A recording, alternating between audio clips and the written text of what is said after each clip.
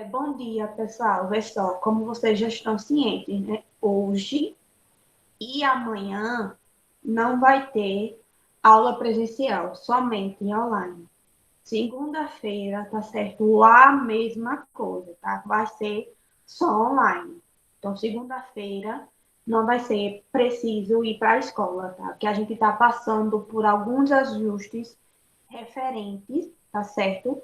Aos horários. Então, segunda-feira vai ser somente online também. Terça-feira é feriado, como vocês já sabem, tá certo? E aproveitando esse feriado na terça, a gente resolveu fazer os ajustes de horários na segunda-feira, tá certo? Para ficar melhor para vocês. Vocês já ficam cientes, certo? Que hoje, amanhã e segunda vai ser somente online. A partir da quarta, vai aguardar o comunicado, como é que vai funcionar, tá certo? Esses horários, ok? Alguma dúvida em relação a esses avisos?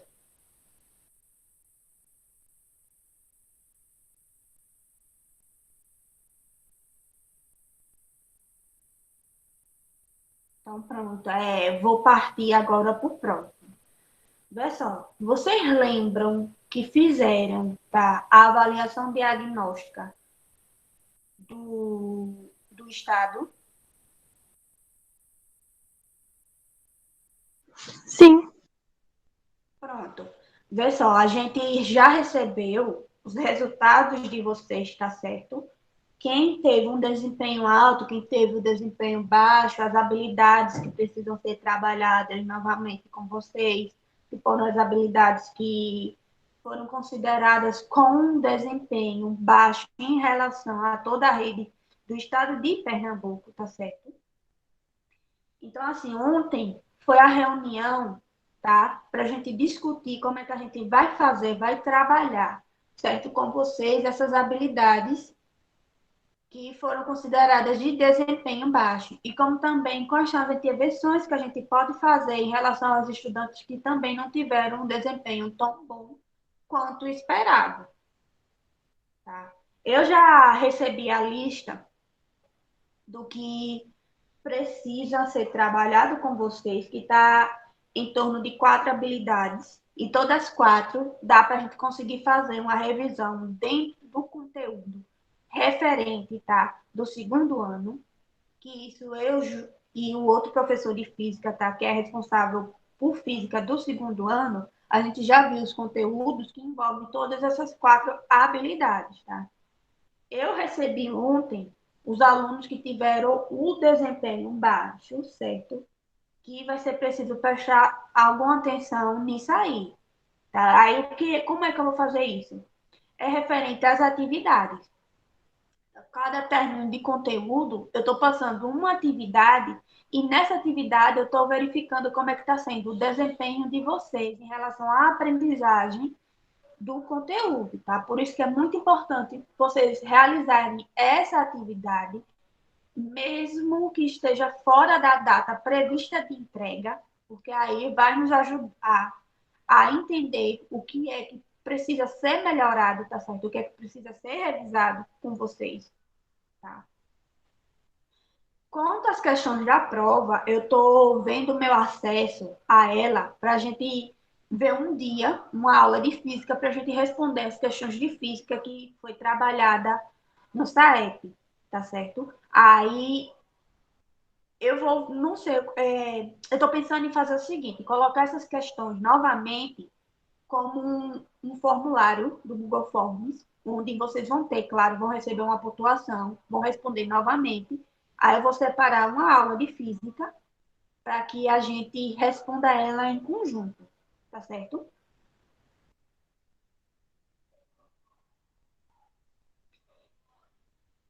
No mais, é só isso que eu tenho a falar sobre a reunião que a gente teve ontem. Foi mais ou menos sobre o desempenho dos alunos por disciplina na avaliação diagnóstica do Estado, tá certo? Então, vamos agora ao conteúdo, à aula de hoje. Quem de vocês respondeu a última atividade de física, que foi sobre calor, certo? E a mudança de estado?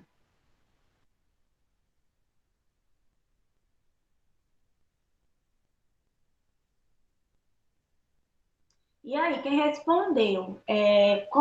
Considerou essa atividade fácil, difícil? Deu para compreender as questões?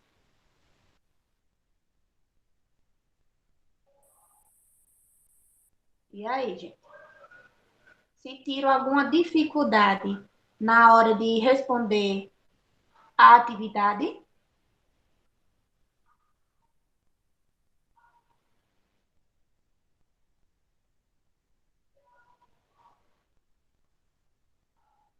Bem, eu vou super entender e vocês responderam essa atividade tranquilamente. Então, aqui eu vou comentar com vocês como seria, tá certo? A resolução das questões da atividade. A atividade, ela tinha como assunto trabalhado o calor e a mudança de estado, onde envolvia a questão do calor latente de fusão, tá certo? Que é calculado pela fórmula LF igual a Q dividindo M. E também tinha duas questões, tá?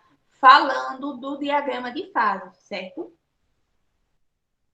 Então vamos lá. A primeira questão, ela diz o seguinte: um ponto de fusão do ferro, ele é igual a 1530 graus Celsius. E o ponto de ebulição é de 2450 graus Celsius. Então, baseado nessas duas temperaturas, qual será o estado físico do ferro nas seguintes temperaturas, tá?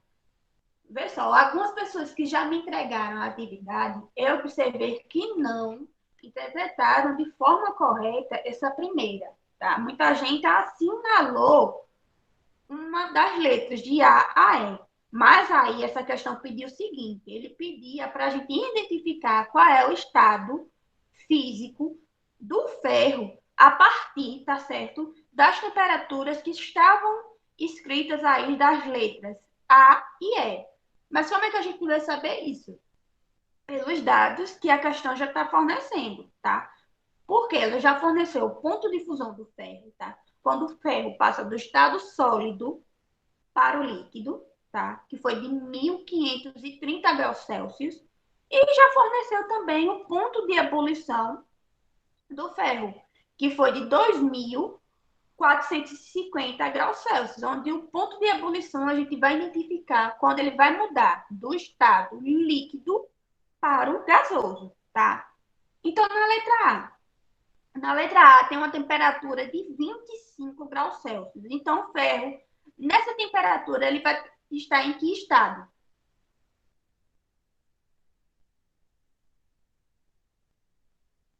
Hein, gente? Lembrando que Sólido. sólido, muito bem, sólido. Na letra B, 130 graus Celsius, o ferro também, ele vai estar no estado sólido, tá certo? Na letra C, a mesma coisa, porque tem uma temperatura de 1459 graus Celsius, tá? Então, ele também vai estar no estado sólido, tanto na letra A, como na letra B e na letra C, porque ele está abaixo, tá? Da temperatura de fusão do ferro, que a questão forneceu, que foi de 1530 graus Celsius. Já na letra D, tá? Que tem uma temperatura aí de 2.235 graus Celsius. Então, qual é o estado físico em que o ferro vai se encontrar nessa temperatura? Acho que líquido. É? Líquido. É, porque essa temperatura da letra D está superior, tá? Ao ponto de fusão do ferro. Está passando do ponto de fusão. Veja que a ponto de fusão que a questão forneceu está de 1530 graus Celsius. Na letra E, ele está dando uma temperatura de 3002 graus Celsius. Então, aqui a gente vê que essa temperatura está passando do ponto de ebulição. Então, o ferro aí já está começando a ter uma mudança de estado, tá? Do líquido para o gasoso. Então, já está passando um pouco do ponto de ebulição.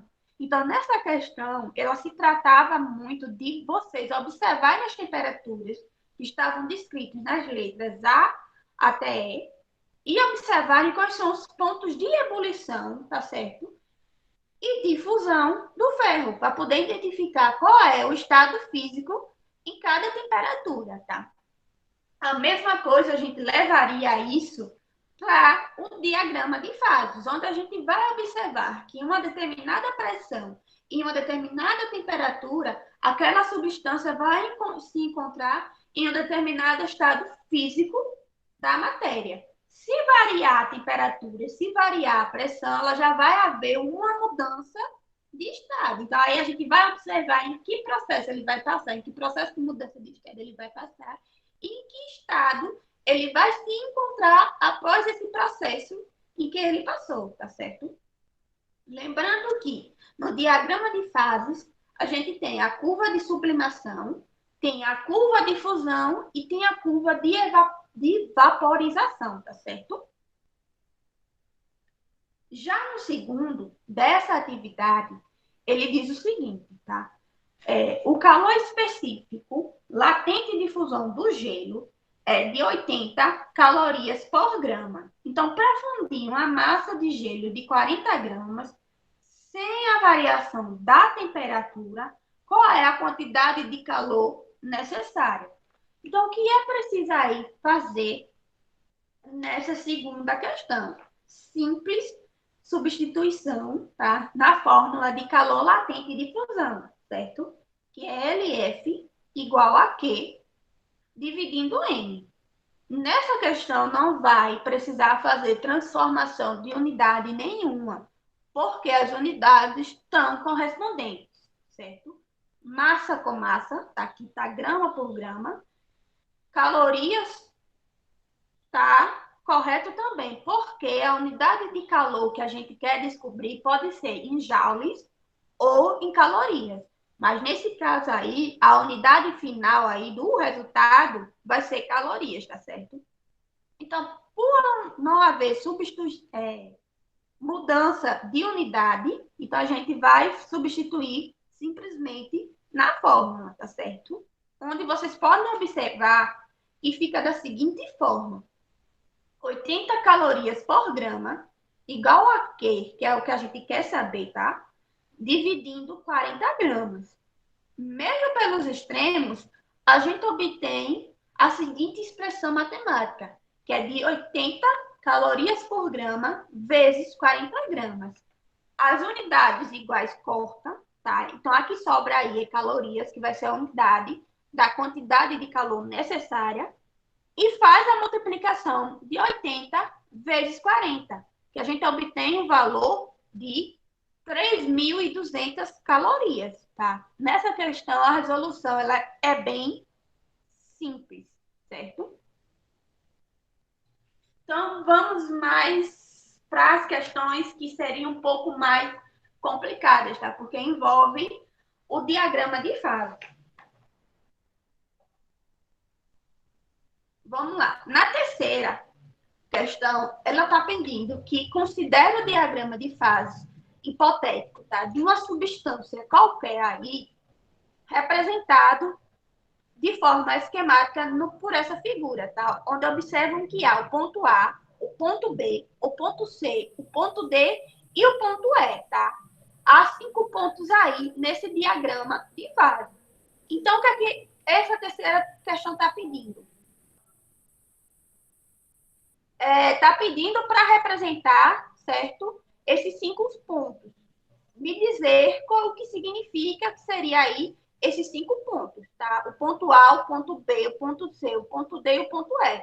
Então, eu quero que vocês me digam agora o que seria o ponto A, o que representaria o ponto A nesse diagrama.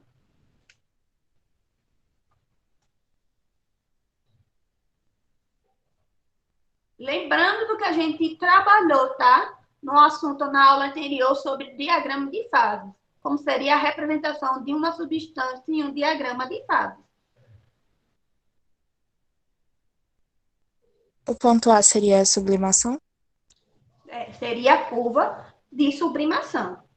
Ok. Então, o ponto B, que fica logo após a curva de sublimação, indicaria a gente o quê?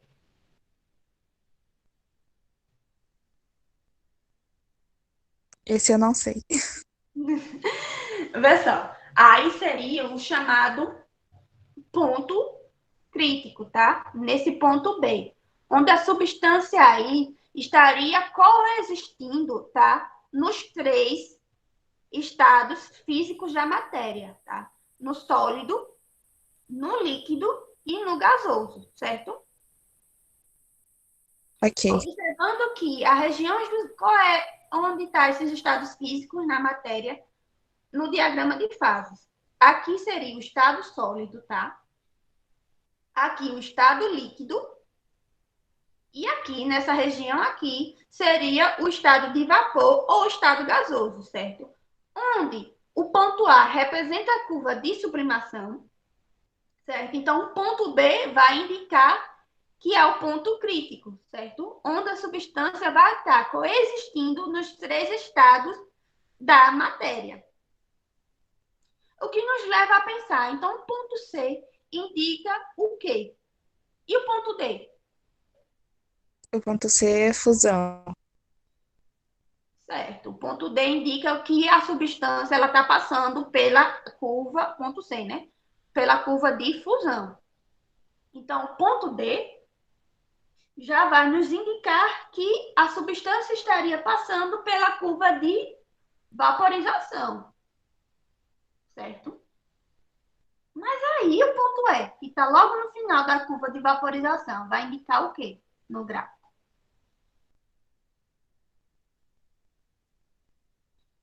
O ponto crítico?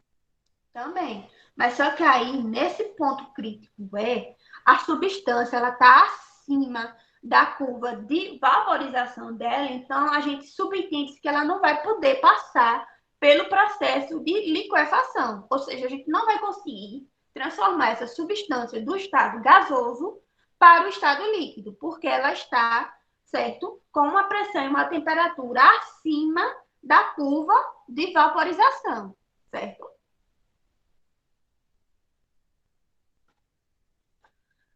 A quarta e última questão dessa atividade, tá? Também é o diagrama de fase, onde esse diagrama de fases é o diagrama de fase, tá? Da água, onde a gente vê que tem a representação do estado sólido, líquido e vapor, certo? Onde tem uma pressão de 0,00 atm a 1 atm, tá? E temperaturas que estão no grau Kelvin, onde é 273,15 Kelvin a 373,15 Kelvin, tá certo? Que está representando o ponto de fusão e de ebulição da água, certo? Então, pela análise desse diagrama, qual é a alternativa que estaria incorreta? A letra A. Os três estados, certo? Sólido, líquido e vapor, que é gasoso, vão coexistir no ponto X do gráfico. A letra B. As representações S, L e V representam regiões de uma única fase. Tá? Ao longo da curva S e L coexistem as fases sólida e líquida. Letra D. O ponto de ebulição normal da água, tá, é de 373,15 kelvins a uma pressão de 1 atm. E aí, qual dessas alternativas é a alternativa incorreta, tá, sobre esse diagrama de fases da água?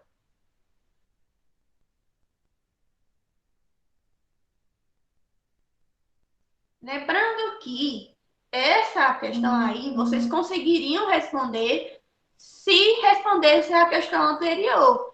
que está pedindo para identificar, tá? Aqueles 5 pontos no gráfico. Então, conseguiria ver qual é a resposta incorreta, que é a correta dessa questão apenas com isso. Então, e aí? Qual é a resposta que vocês considerariam incorreta? Afirmar sobre esse diagrama de fase. Letra A, letra B, letra C ou letra D?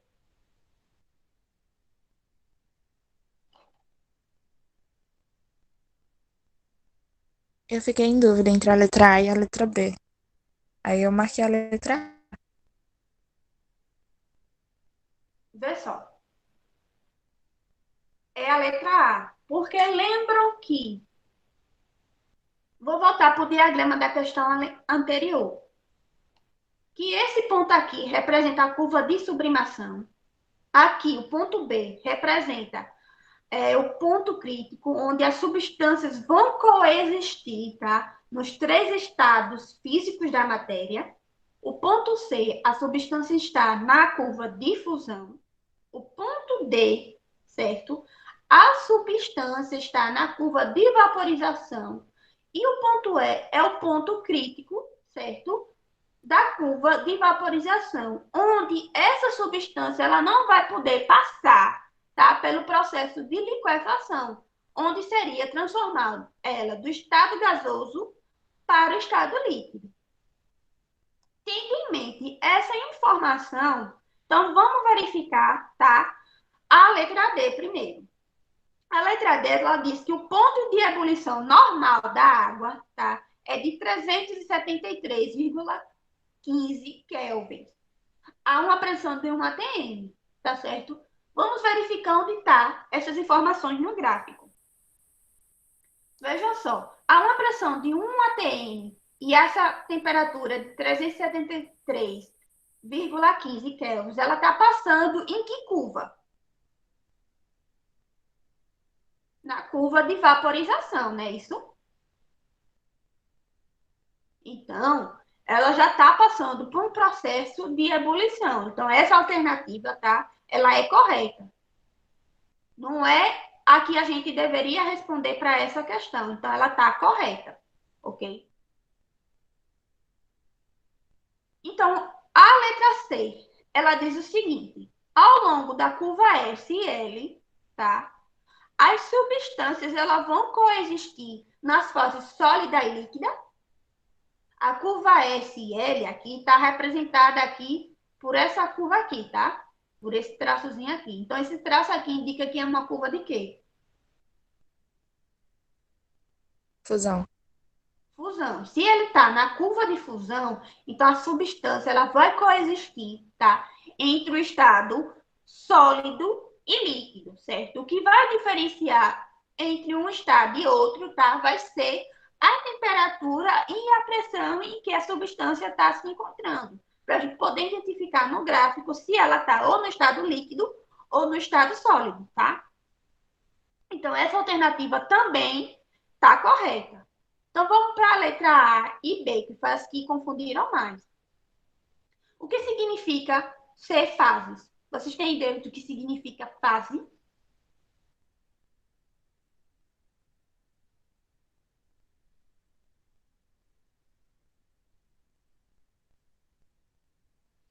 Todos de uma vez, não. Pessoal, levando em conta agora para a química, o que seria uma mistura, tá? Quando a gente fala de mistura, uma mistura homogênea e heterogênea. Vocês sabem me responder isso? Sim, homogênea que se mistura com as outras e heterogênea não se mistura. É? Certo. Tá? Eu vou melhorar um pouquinho esse conceito. Vê só, uma substância de mistura homogênea, ela possui uma única fase. Então, o que quer dizer isso? Ela apenas só vai se misturar totalmente, mas aí vai ver que no aspecto visível a gente não consegue observar mais de 2 fases, não é isso? Aham.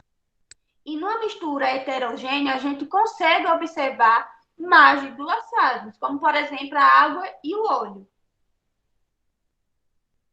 É uma mistura heterogênea. Então, fases nos vai indicar o aspecto visível dessa substância, tá? Então, esse diagrama, como está falando, da diagrama de fases de água, então a água aí vai ser uma substância o quê? De uma única fase ou de duas fases?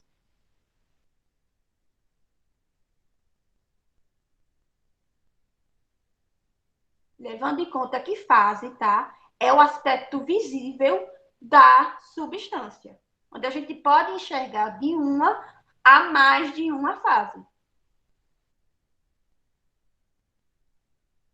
Então, a água é a substância de que aspecto visível? Ela possui mais de uma fase ou somente uma fase? Mais de uma. Tem certeza, a gente consegue enxergar na água mais de duas fases, mais de uma fase?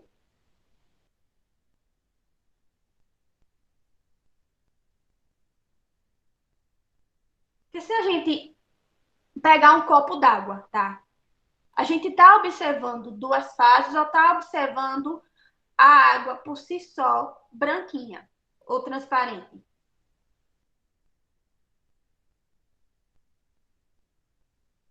A gente Uma só está fase. observando, certo? Responde, Maria. Só uma fase. Só Ela é uma fase. transparente. Então, nessa aqui, nesse diagrama que a gente está falando, a gente não está dizendo que a água está misturada com qualquer outra substância, tá? A gente só está trabalhando apenas com a água. Então, a água é uma substância de aspecto que possui um único aspecto visível. Ah, entendi, entendi. Ok. Entendeu?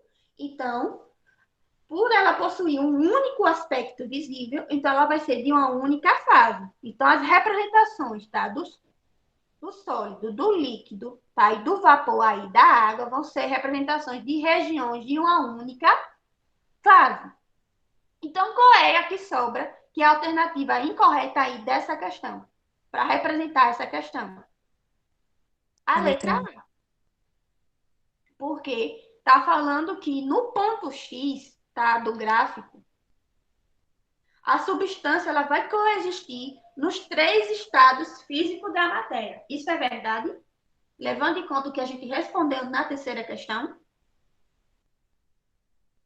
Não, porque no ponto X ela está acima, tá, da curva de vaporização. Então a substância ela não vai poder ser transformada do estado gasoso para o líquido. Então, consequentemente, a gente não vai conseguir transformar do estado líquido para o sólido. Então, aí, nesse ponto X, as substâncias elas não vão coexistir no estado, tá? Nos três estados físicos da matéria. Então, a alternativa correta Hum. aí, que é a incorreta, tá? Afirmar sobre esse diagrama de fases, é a letra A. E aí, com isso, vocês compreenderam bem como seria, tá? A resolução dessa atividade? Tá tudo ok agora? Tá, tá sim. Pronto. Aí, quem já me entregou, eu ainda não passei olhando, tá? Sobre essas questões. Aí pode revisitar o que respondeu. Se tiver alguma coisa que foi diferente do que foi comentado aqui hoje sobre a resolução, vocês têm a oportunidade de refazer e me enviar, tá? Então, com isso, a gente fecha essa parte que a gente vai trabalhar sobre calor e mudança de estado. Então, vamos entrar, tá, na parte de dilatação. Certo? A gente vai trabalhar agora na questão de dilatação térmica e contração térmica. Mas antes, é importante a gente saber um pouco sobre a questão da expansão das moléculas. O que é a expansão das moléculas? A questão da movimentação das moléculas, certo? Com a influência da temperatura e calor.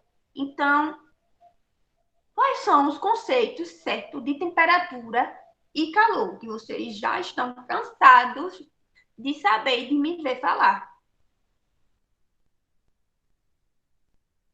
E aí, gente, o que é temperatura e o que é calor?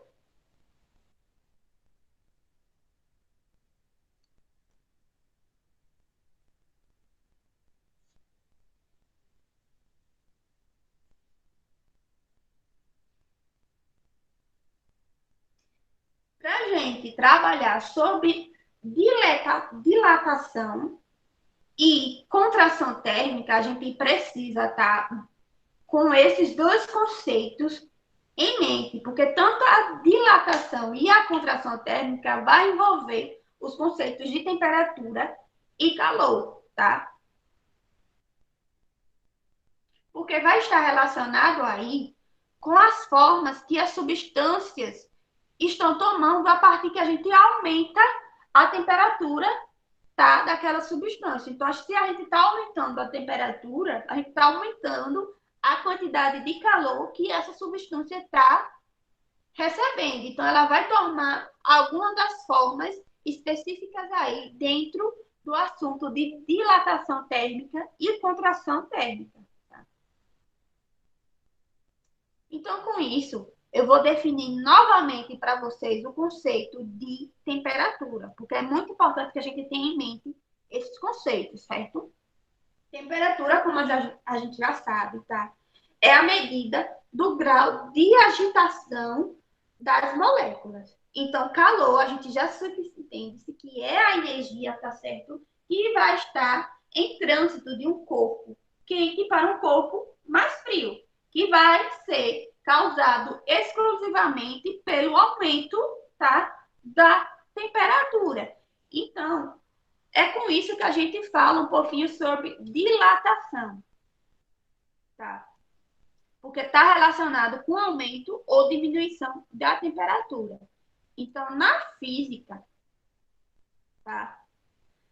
Dilatação e contração, um está relacionado com aumento de temperatura e o outro está relacionado com a diminuição de temperatura, certo? Que a causa disso é a variação da quantidade de calor que a gente está fornecendo. Então, com isso, com essa variação de temperatura, com essa variação de calor da energia, vai haver alteração nas dimensões das substâncias, ou seja, uma substância ela vai se tornar volumétrica ou ela vai se tornar superficial, tá certo? Ou ela vai se tornar linear, tá? Então, com isso, a gente define dilatação térmica. O que vocês acham que dilatação térmica está relacionado com aumento ou com a diminuição da temperatura?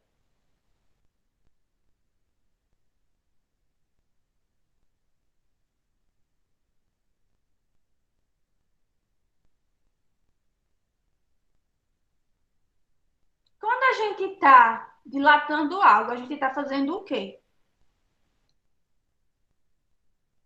A gente está aumentando a sua área, seu tamanho, ou a gente está diminuindo o seu tamanho. Quando a gente dilata algo, está aumentando, certo? Se a gente está aumentando, a gente está proporcionando um crescimento das dimensões dessa determinada substância. Então, consequentemente, vai haver um aumento de temperatura, certo? Se a gente está falando de dilatação térmica, a gente está falando do crescimento das dimensões dessas substâncias, tá? Que tá passando pela dilatação, que é ocasionado pelo aumento da temperatura. Então, na física, tá? Dilatação, dilatação térmica é o nome que a gente vai dar ao crescimento das dimensões de um corpo ou de uma substância que vai ser ocasionado pelo aumento de temperatura, certo? E contração térmica vai estar relacionada ao quê?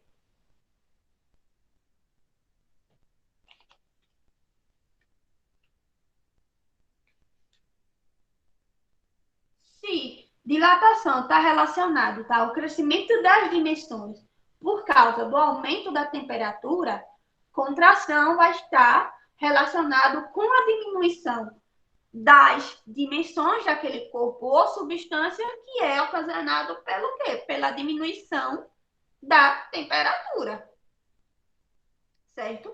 Então, uma definição mais bonitinha de contração térmica, tá? A gente tem que ela é a diminuição das dimensões dos corpos ou substâncias que está sendo estudada, tá?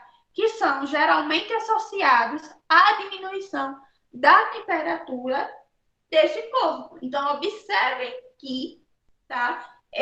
Tanto dilatação como contração térmica tá relacionado com a temperatura e o calor do corpo. Então, por isso que a gente tem que ter em mente, certo? Os conceitos de temperatura e calor, tá? Porque um vai estar relacionado com o aumento da temperatura, então vai ter uma maior quantidade de energia ali que vai estar fluindo, certo? Que é a dilatação térmica, e o outro vai estar relacionado com a diminuição da temperatura, então a quantidade de calor aí vai ser pouquinha, tá? Que vai estar fluindo entre os corpos. Então, aí já é relacionado com a contração térmica, tá? Então, já que praticamente todas as substâncias, sejam no estado sólido, líquido ou gasosas, elas vão se dilatar com o aumento da temperatura e vão se contrair com a diminuição da temperatura, tá? Que é esse efeito ocasionado pela variação de temperatura, como a gente já sabe. Então, que especialmente no caso da dilatação, tá? A gente tem muitas implicações na nossa vida diária, porque é praticamente por meio da dilatação térmica que a gente tem alguns objetos que a gente utiliza no dia a dia, tá? Alguns deles são, que é os exemplos que está aqui no livro de vocês, ó, que é um fio, tá? Um fio elétrico, um pedaço de fio elétrico, tá? Essa lâminazinha aqui, não sei se dá para vocês verem direito. E a barra de ouro, tá?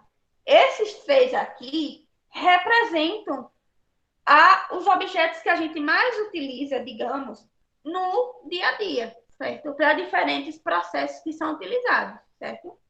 Então, esses três aqui, como são os três mais comuns, assim que a gente pode citar de exemplo agora, tá? Ele trabalha com dilatação térmica. Então, a dilatação térmica ela tem bastante implicação na nossa vida diária, tá? Não só nesses três objetos, mas tem vários outros aí na nossa vida diária que implicam, tá? Que vem de uma dilatação térmica, de um aumento da temperatura daquela substância, que aí a gente pode ter aquela forma ali, tá? Daquele objeto para a gente utilizar no dia a dia.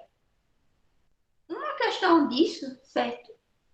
É os corrimão dos corredores. Quem já viu um trilho de um trem, tá? Ou em foto ou pessoalmente, como é que a gente chega naquela forma ali, tá? É através da dilatação térmica do caso aí do ferro, para a gente obter aquela forma ali para a gente poder utilizar no dia a dia. Porque se a gente não tivesse essa dilatação térmica do ferro, como é que a gente ia formar os trilhos, tá? Para que passe o trem? Como é que a gente ia ter os corrimões do corredor ou da escada? Já que na dilatação térmica a gente tem o aumento das dimensões, tá, do corpo ou da substância, que é ocasionado pelo aumento da temperatura. Então, se a gente aumenta as dimensões da substância, então a gente está dando forma àquela substância. Não é isso? Uma forma que seja utilizável para a gente, por determinado objetivo que a gente quer. Então, dilatação térmica ela tem, certo, implicações bastante pertinentes no nosso cotidiano, tá? E como eu utilizei esses exemplos, certo? A gente também pode aplicar esse aumento de temperatura, por exemplo, quando a gente vai abrir as tampas de vidro de conserva, que a gente, de certa forma, aquece ele de alguma forma, tá? Porque a gente não consegue abrir, tá? Uma tampa de um vidro de conserva se a gente não estiver aplicando uma determinada quantidade de energia, tá? Mesmo que essa energia não seja tão consideravelmente alta. Se a gente está fornecendo energia, a gente está aumentando ou diminuindo aquela temperatura.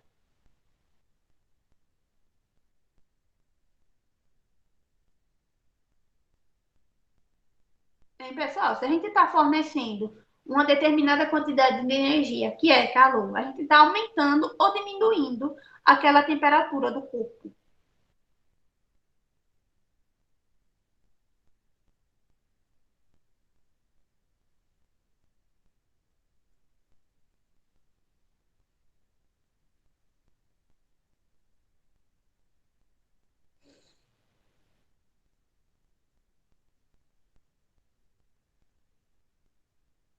Se a gente está fornecendo uma determinada quantidade de energia para abrir essa tampa do vidro de conserva, tá? A gente está aumentando aquela temperatura que vai fazer com que, tá, aquela tampa comece a se dilatar nas proporções ideais e a gente consiga abrir aquele frasco. Porque se a gente não fornecer essa determinada quantidade de energia, tá? A gente não vai conseguir abrir a tampa do frasco de conserva, né? Isso? A gente está fornecendo uma pequena quantidade de energia que vai proporcionar uma pequena dilatação térmica e aí a gente vai conseguir abrir esse tampa do frasco de conserva. Entenderam mais ou menos aí como vai funcionar a dilatação térmica nesses casos?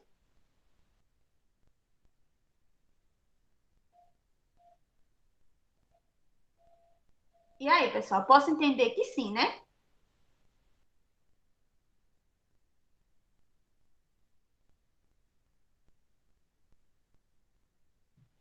Bom, como todo mundo me respondeu, eu vou super entender que sim, tá? Então, como é que a gente faz o controle da temperatura, tá? Tanto na dilatação como na contração. Que instrumento a gente utiliza, tá? Ok, Vanessa. Vê só, o controle da temperatura, tá? É feito através de termostatos, tá? Esse instrumentozinho, ele é feito com lâminas bimetálicas que são utilizadas no ferro elétrico, tá? E em têmporas, que são dispositivos que vão constatar, tá?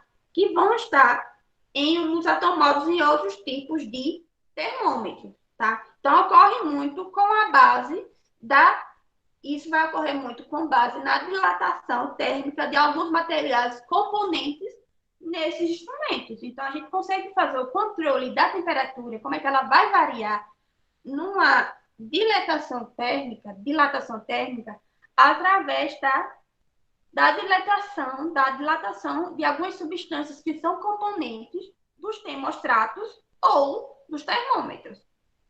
Ok? O que me leva a perguntar a vocês se todos os corpos se dilatam da mesma maneira. E aí, vocês acham que todos os corpos em si, todas as substâncias em si, vão se dilatar da mesma maneira?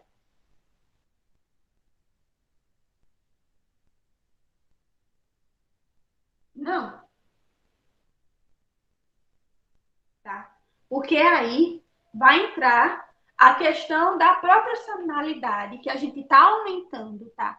A temperatura, mas também aí não vai ser a mesma coisa para todos os diferentes tipos de materiais existentes no universo.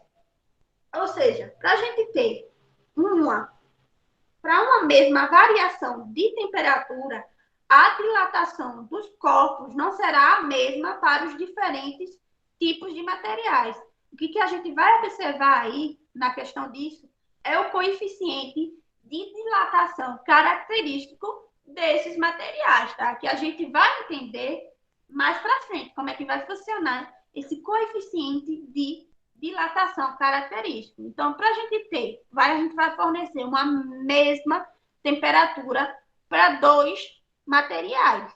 Mesmo que a gente ofereça, por exemplo, uma temperatura de 375 graus Celsius para um material e para outro essa mesma temperatura, mas eles vão se dilatar de forma diferente, tá?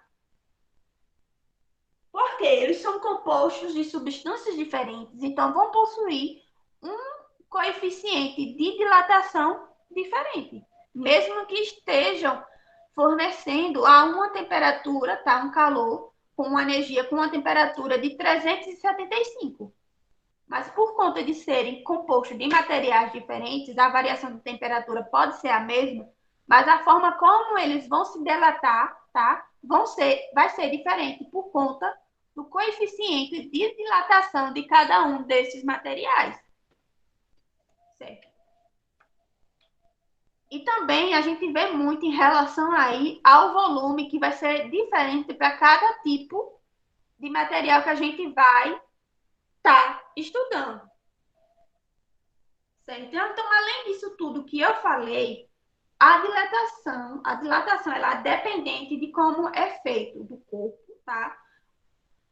Do como esse corpo ele é constituído, quais são as substâncias que eles são constituídos, tá certo? Então, a dilatação vai estar diferente em relação à questão, tá, do coeficiente aí, do volume, certo? Tudo isso, tá? Por causa do que é aquele corpo está sendo constituído. Então, a dilatação, ela pode ocorrer, tá? De três maneiras. Como eu já disse, os spoilers no começo, tá? De forma linear, de forma superficial e de forma volumétrica. Certo? Lembra que eu falei no livro de vocês da questão aqui dos materiais que a gente vê no dia a dia, na nossa vida diária, tá? Da barra de ouro, da laminazinha aqui de barbear e do fio elétrico. Cada um desses aqui tem um tipo de dilatação diferente, tá? A barra de ouro ela é característica de uma dilatação volumétrica. A laminazinha ela é característica de uma dilatação superficial. E já o fio elétrico, ela vem de uma característica de uma dilatação linear. O que é que eu vou pedir para vocês? Que vocês vejam, tá, o conceito e vejam também, tá, como é que a gente utiliza para saber o coeficiente de dilatação linear, tá? O que seria uma dilatação linear e me trago exemplos na próxima aula, tá? Porque aí a gente vai estudar cada um aos poucos, certo?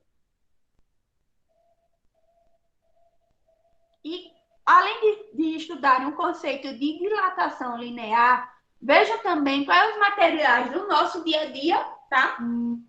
Que passam por uma dilatação linear, baseado no conceito que vocês viram, tá? Ok? Porque aí na próxima aula vai ajudar para que a gente esteja em discussão. Vocês vão procurar tomar o conhecimento de vocês, tá? Através de uma pequena pesquisa sobre dilatação linear, se existe alguma fórmula para a gente saber o coeficiente de dilatação, no caso de uma que é característica linear, se não existe, se é apenas por conceito, tá? E se tem algum exemplo além do fio elétrico que passa por uma dilatação de característica linear, certo? Então, vê só. Com isso, eu vou finalizar, tá, a aula de hoje, certo? Assim que ficar disponível a gravação, tá, da aula, eu vou estar disponibilizando lá no Classroom, como também a frequência, certo? Que vai estar no tópicozinho de frequência. E aí eu vou colocar também esse esses slides que eu utilizei também na aula, tá certo? Então, qualquer dúvida, vocês podem estar falando comigo no WhatsApp, que eu respondo mais rápido vocês, certo? Então, só aguardem a postagem lá no Classroom, tá? Então, obrigado, gente, e até a próxima aula.